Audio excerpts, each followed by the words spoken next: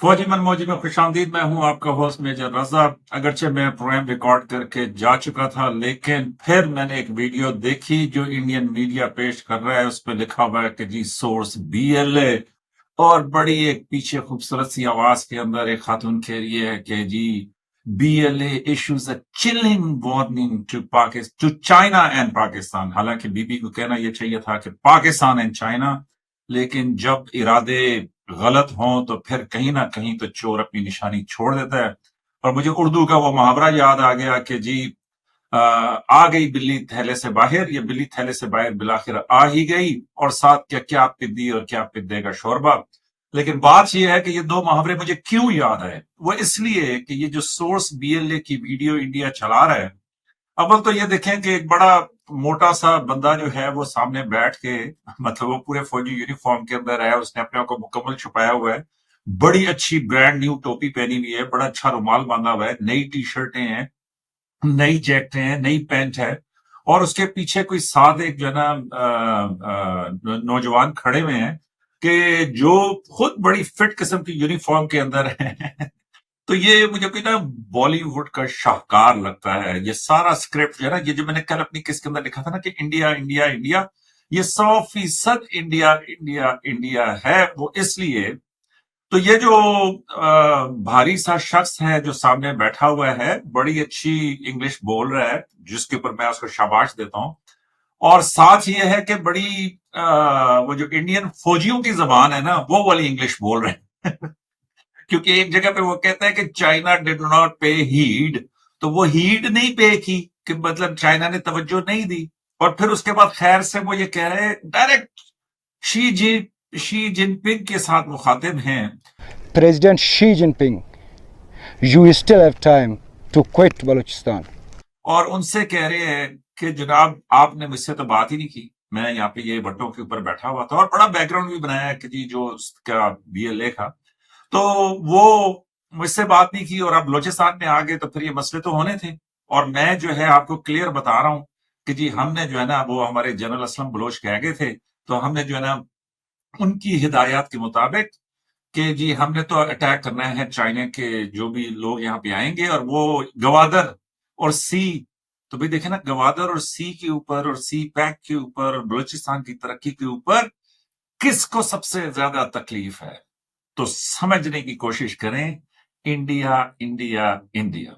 और ये इंडिया वालों के बारे में भी, और जीर जीर पजाक, मैंने इसका क्या कहते हैं उसको मतलब तलाश करने की कोशिश की, तो वो पता चला कि जी सब्जी या इस तरह का कोई मतलब आ रहे थे जो कि मेरे ख्याल में कि ठीक नहीं है। लेकिन बहरहाल जीर पजाक उन्होंने कहा कि जी ये हमारा है, और ये चिलिंग वार्निंग जो है वो उन्होंने दी है बीएलए ने। तो मैं ये कहूंगा, और मजीद ब्रिगेड का और फिर उसमें स्पेशल यूनिट के जो चाइना के ऊपर हमला करेगी, और शी जिनपिंग चूंकि उनसे पूछे बगैर आए, तो उनका मुतालबा यह है कि जी पाकिस्तान भी बलूचिस्तान से निकल जाए, और साथ उनका मुतालबा यह है कि चाइना वाले जो है वो भी बलूचिस्तान से निकल जाएं। तो ये है जनाब टोटल पैगाम, जो बिल्ली थैले से बाहर आई है ना, वो ये है टोटल पैगाम। क्यों? कि एक चीज समझें आप लोग, जो मैं आपको समझाने की कोशिश कर रहा हूं, और मैं अपनी कोशिश जारी रखूंगा, वो ये कि भले जितने भी आप नाराज हो अपनी फौज के साथ, भले आप जितने भी नाराज हो अपनी हुकूमत के साथ, भले जितने भी आपके गिले हों, जो कुछ मर्जी हो, लेकिन एक चीज समझें कि अच्छा किया बुरा किया। मैंने एक प्रोग्राम किया था जिसमें मैंने आपको कहा था कि पाकिस्तान का न्यूक्लियर हथियार बना लेना एक मौजजा था। और आप कभी सुनते हो प्रोफेसर नोम चोमस्की को, बड़े मायानाज प्रोफेसर है, तो वो ये कहते थे कि जी America just loft it of, कि भाई पाकिस्तान ने अमेरिका की नाक नीचे अपना न्यूक्लियर प्रोग्राम बना लिया और अपने न्यूक्लियर हथियार बना लिए। तो वो अमरीकी जो है वो समझे कि ये बस इन्होंने क्या, इनका इंडिया के साथ मसला है, बस इन्होंने इससे आगे क्या करना है, लेकिन हमने हथियार अपने बना लिए। वो इसलिए कि हम अपनी बका की जंग लड़ रहे थे, और हम अपनी बका के ऊपर, चाहे वो जियाउल साहब थे, चाहे वो भुट्टो साहब थे, चाहे वो नवाज शरीफ साहब थे, बेनजीर साहिबा थी, सदर जरदारी थे, मतलब मुशर्रफ साहब थे, मतलब जो भी था, लेकिन वो तमाम के तमाम जो है वो न्यूक्लियर हथियार के ऊपर तमाम के तमाम जो है अपने वतन के साथ, अपने पाकिस्तान के साथ मुखलिस रहे। और ये बात मानना होगी। वो इसलिए कि मेरे हिसाब से आप उनको चोर डकैत जो मर्जी है कहें, इवन इमरान खान साहब जो मर्जी है आप जिनको भी कहें, لیکن بات یہ ہے کہ پاکستان کی حفاظت کے لیے یہ تمام کے تمام لوگ جو ہیں پاکستان کے ساتھ مخلص رہے، اور اسی طرح پاکستان کے تمام آرمی چیف جو ہیں وہ اور جو بھی فضائیہ کے دیگر سروسز کے چیف ہیں وہ اپنے ملک کے ساتھ مخلص رہے. اور اسی وجہ سے آپ دیکھیں نا کہ آج ایران کو کتنی مشکل ہے کہ وہ وہاں پہ مطلب اس طرح کا کچھ کرنا چاہ رہے ہیں، اور وہ جو صدر صاحب ہیں مطلب دنیا کی سپر پاور کے، وہ کہہ رہے ہیں کہ جناب کسی صورت ہم کسی اور کو یہ ٹیکنالوجی حاصل نہیں کرنے دیں گے. اور میں آپ کو بار بار بتاتا رہا ہوں کہ یوکرین دنیا کا تیسرا بڑا ملک تھا کہ جس کے بعد امریکہ اور روس کے بعد سب سے زیادہ نیوکلیئر ہتھیار تھے، اور وہ انہوں نے کیسے واپس کیے ایک سعادت مند بچے کی طرح. اور آج دیکھیں کہ یوکرین کا کیا حال ہے، اور جنہوں نے گارنٹیاں دی ہوئی تھی وہ سارے کدھر غائب ہیں. تو بات یہ ہے کہ بلوچستان کے لیے، بلوچستان کے اپنے بھائیوں بہنوں والدین مطلب جو مجھ سے چھوٹے ہیں ان سب کے لیے میں آپ کو چند باتیں بتانا چاہتا ہوں. بیٹا یہ سن لیں، اگر آپ کو سمجھ آتی ہے تو اچھی بات ہے، ورنہ جو آپ کا دل کرتا ہے وہ آپ کریں. پہلی بات یہ ہے کہ یوکرین کے اسپانسر تھے امریکہ اور یورپ. انہوں نے ان کو سینکڑوں ارب ڈالر، کم ارب نہیں سینکڑوں ارب ڈالر دیے، دنیا کے بہترین جدید ترین ہتھیار دیے. 3 سال پہلے وہ جنگ شروع ہوئی، پچھلے 5 سال سے 7 سال میں وہ اس کی تیاری کر رہے تھے، تو آپ یہ کہہ لیں کہ 10 سال سے پہلے وہ یہ سب کچھ شروع کر چکے تھے. اور اتنی تیاری کے باوجود، اتنے پیسے کے باوجود، اتنے ہتھیاروں کے باوجود آج آدھے سے زیادہ یوکرین جو ہے وہ روس لے چکا ہے. 12 لاکھ سے زیادہ جو ہے یوکرینی نوجوان مر چکے ہیں کہ جو اس جنگ کے اندر ہلاک ہو چکے ہیں. یوکرین کی عورتیں اور بچے جو ہیں پورے یورپ کے اندر رول چکے ہیں. یوکرین اپنی بقا کی جنگ لڑ رہا ہے کہ شاید وہ بچے یا نہ بچے. تو بیٹا بات یہ ہے کہ ان کے تو سپانسر تھے دنیا کے طاقتور ترین، امیر ترین، جدید ترین. تو یہ جو بی ایل اے کی کہانی کے اندر یہ آپ کو الجھانے کی کوشش کر رہے ہیں، یہاں پہ تو یہ ٹٹپنجیا سپانسر ہے. بنیا سمجھتے ہیں آپ؟ آپ کو پتا ہے بنیا کس کو کہتے ہیں؟ اگر نہیں پتا تو اپنے والدین سے یا کسی اپنے ٹیچر یا استاد سے پوچھ لیں یہ بنیا کیا سپانسر کرے گا اور کیا بی ایل اے کو چلائے گا اور کیا یہ چلنگ وارننگ دے گا پاکستان کو. تو بات یہ ہے کہ ان ٹٹپنیوں کے شکار نہ ہوں. چھوٹے چھوٹے یہ تو مطلب ایک ہوتا ہے نا کہ بھائی کوئی بڑا سپانسر ہوتا ہے، آپ کہتے ہیں کہ یار اتنا پیسہ لگائے گا یہ ہے وہ ہے یہ ان کے پاس پیسہ ہو بھی تو یہ ٹٹپنجے نہیں لگا سکتے، اس لیے ان کو بنیا کہتے ہیں. ہمارے بزرگ بھی کہتے تھے اور ابھی بھی ماننا پڑے گا کہ یہ ہے. میں برے سینس میں نہیں کہہ رہا، میرے حساب سے وہ بڑے سمجھدار ہیں، لیکن میں یہ کہہ رہا ہوں کہ یہ جو سپانسر ہے، میں نے کل کے پروگرام میں لکھا تھا انڈیا انڈیا انڈیا، تو یہ ٹٹپنجیا سپانسر ہے اس کا. تو اس لیے برائے مہربانی اس سے بچیں. یہ جو مجید بریگیڈ اور یہ بی ایل اے اور یہ سب کچھ میں نے آپ کو دوسری بات پاکستان کا 44% ہے بلوچستان. پاکستان کے نقشے میں دیکھیں تو پاکستان کی کمر بنتی ہے بلوچستان. تو یہ پاکستان کی کمر توڑنے کی کوشش کر رہے ہیں. اور نمبر 2 کہ آبادی کے لحاظ سے بلوچستان جو ہے وہ پاکستان کا 10-12% ہے، اور اس میں سے بھی پیارے بچوں جو بلوچ ہیں وہ 5% ہیں. تو آپ 5% اگر 100% بھی میں کہوں کہ جی ہاں ٹھیک ہے جی وہ کر رہے ہیں، تو کیسے 44% کو سنبھالیں گے؟ تو اللہ کا شکر ادا کریں کتنے خوبصورت ملک کے اندر آپ ہیں. اللہ کا شکر ادا کریں کہ آپ اور ہم سب ایک ہی کلمہ، ایک ہی نبی کے ماننے والے ہیں. اللہ کا شکر ادا کریں کہ ہماری اتنی بہادر اور پیاری افواج ہے. اور یس آپ کے ساتھ اگر کوئی زیادتی ہوئی ہے، آپ کی کوئی محرومی ہے، معاشی ہے، جائز ہے، یا میں کہوں گا کہ جائز سے بھی زیادہ ہے، تو بیٹا اچھے طریقے سے ان کو مطلب انگیجمنٹ پروسیس بات چیت اس کے ساتھ جو ہے نا اس کو طے کرنے کی کوشش کرو. اور پھر اب تو آرٹیفیشل انٹیلیجنس، تیسری بات آرٹیفیشل انٹیلیجنس کا زمانہ ہے بیٹا. آرٹیفیشل انٹیلیجنس میں جا کے اس کو کہو کہ مجھے بتاؤ کہ دنیا میں مسلح جدوجہدیں کتنی تھیں، مجھے بتاؤ کہ ان میں سے کتنے فیصد کامیاب ہوئی، مجھے بتاؤ کہ وہ کہاں کم ہوئی، مجھے بتاؤ کہ وہ کب کب ہوئی، اور مجھے بتاؤ کہ اس کے لیے طریقے کیا ہوتے ہیں کامیابی کے. تو وہ آپ کو بتائے گا کہ 25% سے زیادہ کامیاب نہیں ہوئی دنیا کی تاریخ کے اندر. وہ آپ کو بتائے گا کہ جناب جب تک کہ کوئی بیرونی سپانسر نہ ہو تب تک کامیاب نہیں ہو سکتی، جب تک مکمل پبلک سپورٹ نہ ہو تب تک کامیاب نہیں ہو سکتی. وہ آپ کو بتائے گا کہ جی جب تک جو ہے وہ تمام کے تمام حقائق، اور پھر آپ کی ایک خاص تعداد ہونی چاہیے کہ جس کے اندر وہ کامیاب ہو سکے میرے حساب سے بچوں. اور دوسرا بچوں یہ بھی دیکھو کہ ایک مجھے بڑی تکلیف ہے، یہ چوتھی بات میں کرنے لگا ہوں تھوڑی سی خطرناک ہے، لیکن مجھے یہ بڑی تکلیف ہے کہ جی سردار پہ سردار کتنے ابھی 2025 آ گئے، کتنے ہم سردار سنبھالیں اور کتنا یہ سارا کچھ کریں. تو بچوں نکلو ان سرداروں کے چکر سے. یہ خود یورپ میں، سویڈن میں، فرانس میں، لندن میں جا کے آباد ہو جاتے ہیں اور راگ لاتے ہیں کہ جی وہ ہم نے ایکسیشن نہیں کیا تھا، وہ یہ او بھائی تم رہو نا پھر یہاں پہ، جب اپنی قوم پہ مصیبت تو رہو نا یہاں پہ، اپنے حقوق کی بات کرو. ادھر جا کے وہاں رہتے ہیں، ادھر آپ کو مرواتے ہیں اور اس کے بعد پھر آ کے بیٹھ جائیں گے کہ جی وہ جی ہم تو ہاتھ ملانے کے لیے تیار ہیں. تو اس لیے پیارے بچوں، اس پروپیگنڈے سے بچو، یہ آپ کو بالکل جہالت کے رستے کے اوپر لے کے جا رہے ہیں.